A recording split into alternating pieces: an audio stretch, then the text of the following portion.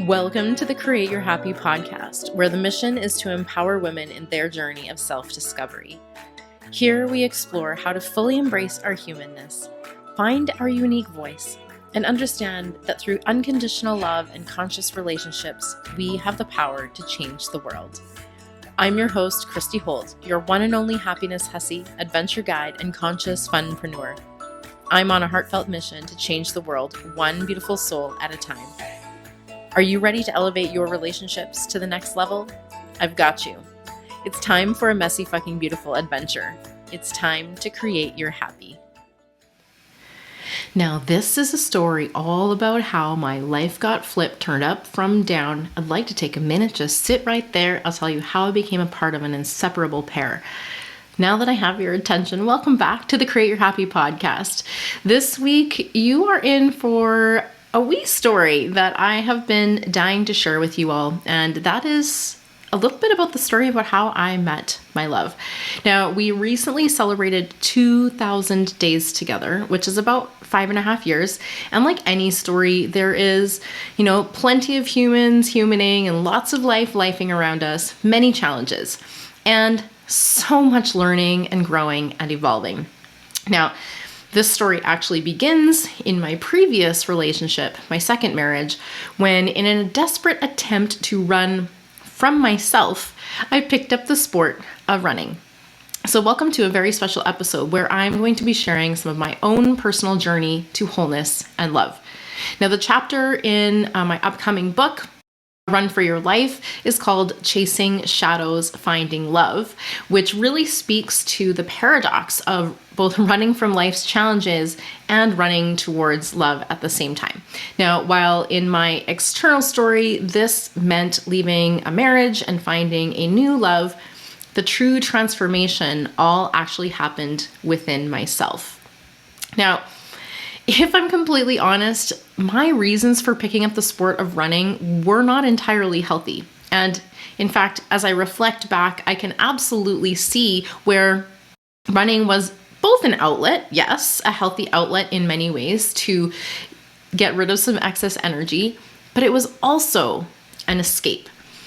I began running amidst an unhappy marriage and the challenges of motherhood, and I had one major unexpected discovery. Running was a momentary escape from life's pressures, which led to a sense of empowerment and aliveness. And yes, sure, running did provide me with a bit of an out from facing some of my most difficult life circumstances and my emotions, but in time, a deeper understanding emerged. And that was that running wasn't simply a physical activity. It was actually a metaphor for how I was dealing with everything around me. And what I later came to realize was that I could not, in fact, run away from my biggest quote unquote problem, because that was me. Now, as many things in my marriage became rockier, running actually became a way to avoid confronting the reality of my relationship and my own personal dissatisfaction within it.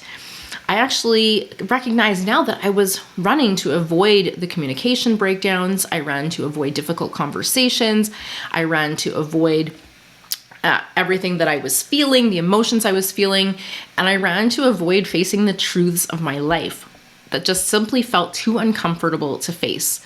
My mind was really, really busy. It did not take a lot of time for me to add additional distractions to this so-called escape. And so I quickly made a shift from running alone to seeking out social runs as a way to really escape my inner turmoil even further. Now, don't get me wrong, I love being social, but looking back, this was just another layer of running away from my challenges, avoiding the facts of what could actually not be avoided forever. And eventually my world did in fact crumble, and I had to face what I had previously been unwilling to. Essentially, as I navigated the complexities and the issues in my marriage and the overwhelming sense that I had of what I call just a momitis, I found a parallel in the words of Dennis Kriba, also another author in Run for Your Life, who wrote, "Sobriety introduces a new problem in life. Free time to think. I no longer numbed my pain. I felt the pain and thought about the pain. I lived through the pain. Now, this resonates so deeply with me on my own journey because running initially served as my escape, my way of numbing the pain. But just like Dennis's sobriety, it eventually led me to a place where I had no choice but to confront my thoughts and feelings head on. It wasn't just about the physical act of running. It was about what happened when the running stopped. Those quiet moments of reflection and the unavoidable confrontation with my own inner turmoil. Now, I've spoken in previous episodes about the list that I made about my ideal relationship desires. And I must say that this list that I created was a major turning point for me because it made me step into a level of self-discovery that I had been previously unwilling to. Now, amongst my greatest learnings from this entire period of time were that I really, truly needed to take care of and love myself first. In fact, it wasn't just for me, but my kids needed me to as well. They needed me to show them the way. They needed me to choose myself and to start to create a life that I truly loved in order to give them permission and direction on how to do the same. This meant no more people pleasing. It meant taking off the masks. And it meant that I needed to step into being wholly and authentically me.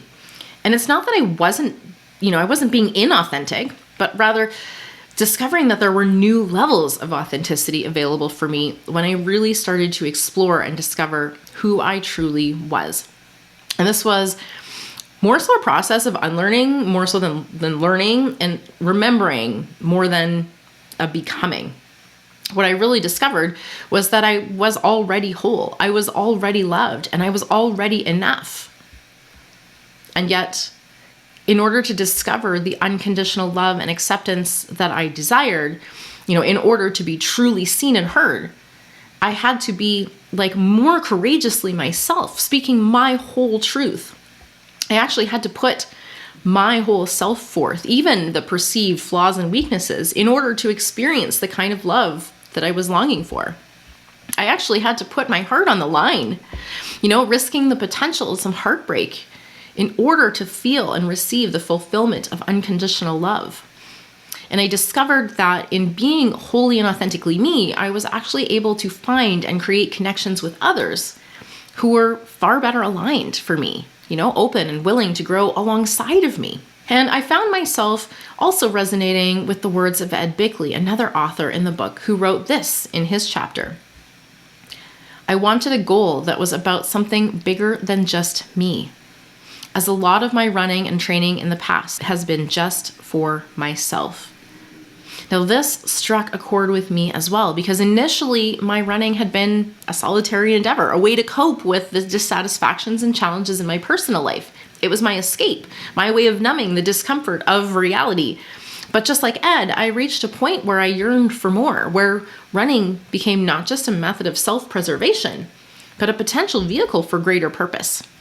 And this realization marked a pivotal shift in my journey because it led me to create run clinics and organize small local races, transforming my solitary runs into a community experience that, celebrated the collective achievement and personal growth of many.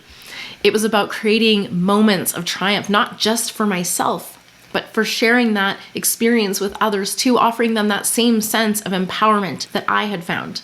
Really feeling that aliveness in our bodies, because in doing so, I discovered the profound joy and fulfillment that comes from, creating, contributing, building a community, and from being part of something bigger than myself. And then there was a marathon. It was a pivotal day. One day I will remember forever because of the trajectory that it created in my life.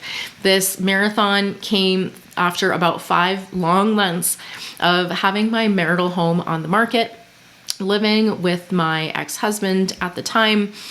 And I'll tell you, it was a very challenging time for me. And after 5 months, the house finally sold. And so on this huge breath of relief, I entered the marathon weekend. It literally sold on Friday of that marathon weekend. And now I did not at all expect to discover what I found on the marathon day. I never ever in my wildest dreams could have ever guessed that I would find love at the finish line. All I know was that at the time I had this newfound sense of feeling free. And I felt like I was going to run like the wind and crush my goal for this, which was going to be my third full marathon. My goal was to get this done in under 4 hours and 15 minutes. And I did. But I never would have ever expected when I lined up that morning behind the pace bunny, who happened to be, donning some cute ears and a turtle backpack, that I would discover what I did. And after years of chasing my own shadows and running away from myself, I ended up finding the light. I found myself. Now, when sharing about my own journey through shadows and towards light, I am also inspired by the poignant words written by Tanya Jacobs in Run for Your Life. In her chapter, she writes, "It might sound weird, but an incredible amount of beauty came out of Trevor's death.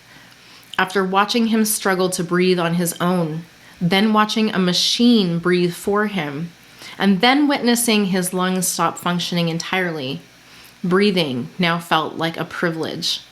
Being alive felt like a gift, an opportunity not to be wasted." Now, this perspective in many ways resonates deeply with my own experiences because, just as Tanya found this profound appreciation for life in the wake of loss and grief, I too discovered a renewed sense of purpose and gratitude. Going through a divorce was one of the most grief-invoking things for me. And it doesn't really matter when you're going through a divorce, whether you're the one who has made that decision or not, there is still this intense sense of loss of what could have been. And there were so many moments in my journey where the act of moving forward, the act of simply even putting one foot in front of the other, was a challenge. And in the end, it felt as vital and deliberate as the act of breathing itself. Each step, each breath, essentially becoming a testament to the resilience of humanity, of the preciousness of life that we can so often take for granted. And having gone through some very, very dark times, I can say that there were many times that I just sat in my van in the parking lot and cried. There were times that I contemplated potential ways out of the pain I was feeling. But I have now come out the other side, and I can see how the challenges that we face, the pain that we endure, and even the losses that we suffer can lead us to a deeper appreciation for the simple yet often overlooked aspects of our beautiful human existence. You all know that I believe that it is a messy, fucking beautiful experience.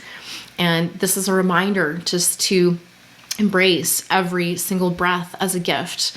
Every single moment is essentially an opportunity, not merely to exist, but to truly live, to love, and to find beauty in the most unexpected places. And as a co-publisher of this upcoming anthology book, I am absolutely thrilled to share with you my full version of this story, Chasing Shadows, Finding Love, alongside 13 other incredible runners turned authors' stories. Now, Run for Your Life, Lessons Learned from Going the Distance is an extraordinary collaboration book that is sure to inspire, move, and motivate you. This book brings together the incredible stories of 14 long-distance runners to unravel the ways in which running extends far beyond the physical. Run for Your Life will be available in ebook and paperback formats on March 15th, 2024, and is available for pre-order in ebook form now. And for the rest of the incredible details of my story and all of the incredible lessons that I've learned, along with the incredible, amazing, epic stories and lessons learned from the other incredible authors. Now, as I wrap up, I want to just leave you with this most important lesson that I can possibly share with you today and every day. And that is that love and fulfillment truly come from within. And when two whole people who love themselves fully and completely come together, that's when the real magic happens. And when I met my current partner while running a marathon The details of the story are in the book, in the chapter. But when I met him, everything changed in my life. And that was not because of anything outside of myself. It was entirely because of the change that had initially taken place within me.